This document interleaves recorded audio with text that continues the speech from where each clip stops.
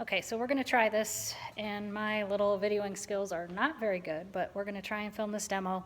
And basically, it's just 3 different substances, and we're going to call them A, B, and C. I'm going to show the substances to you. So I'm going to flip the camera around and kind of show them along the lab bench. And then I'm going to flip the camera around, hopefully that works. And then I'm going to do the conductivity, so check to see if they can conduct an electric current. And then we're going to go through melting time. And then you should be able to use those observations, which you may want to get a piece of paper and jot down those observations. You may find it helpful to answer the questions later in the video. So I'm going to try and switch the camera so that we can see the substances, and it doesn't look like I'm going to be able to, so I'm going to turn this off. Okay, there's substance A. I'm going to zoom in a little bit. There's substance B. I'm going to zoom in a little bit more. And then there's substance C. Okay, so that's C, B, and A. So I'm back. We're going to check the conductivity of the substances. Now, if I took each of the substances as they are in their solid state, and I tried to check their conductivity, nothing would happen.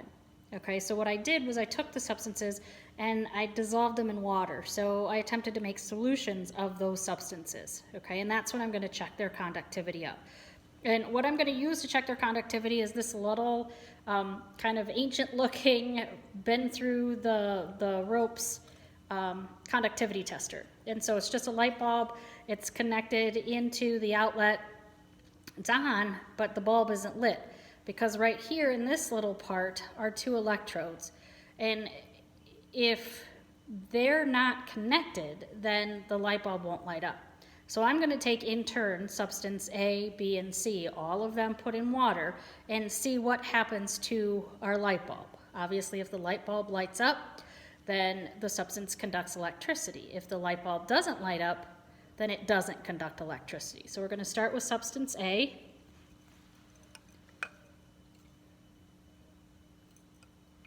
Okay. And then I'm going to take substance B. Again, I just put them into water, made a solution. That's B. And then this is substance C. Okay. So those are those observations for A, B, and C for conductivity. Okay. The next one is we're going to check their melting time. So pause this here. Okay, so next we're going to check the melting time, and I'm going to just kind of internally count, well, I guess I can use the timer on the video to give us a time for the substance to melt. So I took a little bit of each of the substances and put it in a test tube, and I'm going to put it into the flame, and we're going to check the melting time of each of the substances.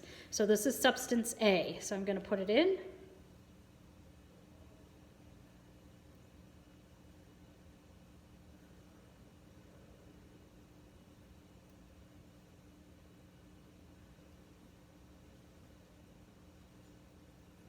And it's all melted. And so that was 18 seconds for that sample to melt. And then I'm going to take sample B and do the same thing. Put it in the test tube holder, and then time for how long it melts.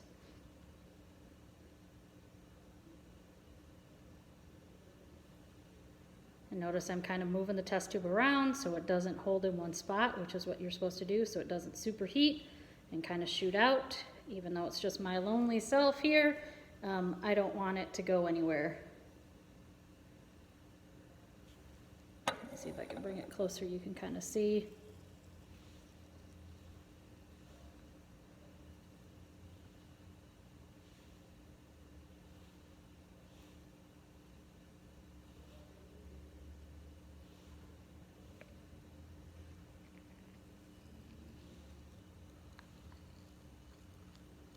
And this one's done. So that was 43 seconds. And this is what the end result is of this one. And then we're going to do substance C. I do the same thing, just have a little bit in the test tube, and I'm going to time how long it takes for it to melt.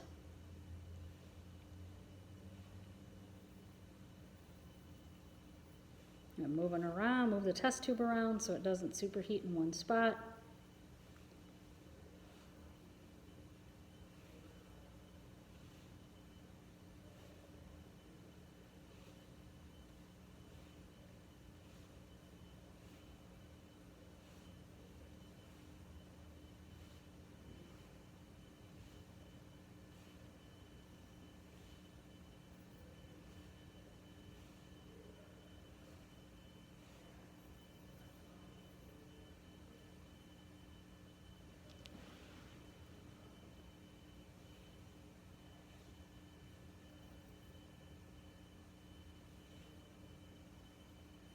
Well, it's turning color, but it's not melting. And we're at the minute mark, and I can tell you that if I stood here for 15 minutes, I'm not going to be able to make it melt with this Bunsen burner. Okay, so we're going to just put greater than 1 minute, and it still hasn't even melted. Or I guess you can put in your little observations to use that it didn't melt, okay, with our regular Bunsen burner, okay? So that was substance C. So those were our three kind of tests to look at the properties of these substances that contain either ionic or covalent bonds. Okay, so your task is to answer the questions at the end that are pertaining to the type of bond that is in each of those substances A, B, and C.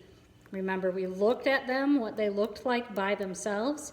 We checked their conductivity when they were in water, and then we checked their melting time. So that information that you have is what you can use to help you answer the questions at the end of the video. Have a great day.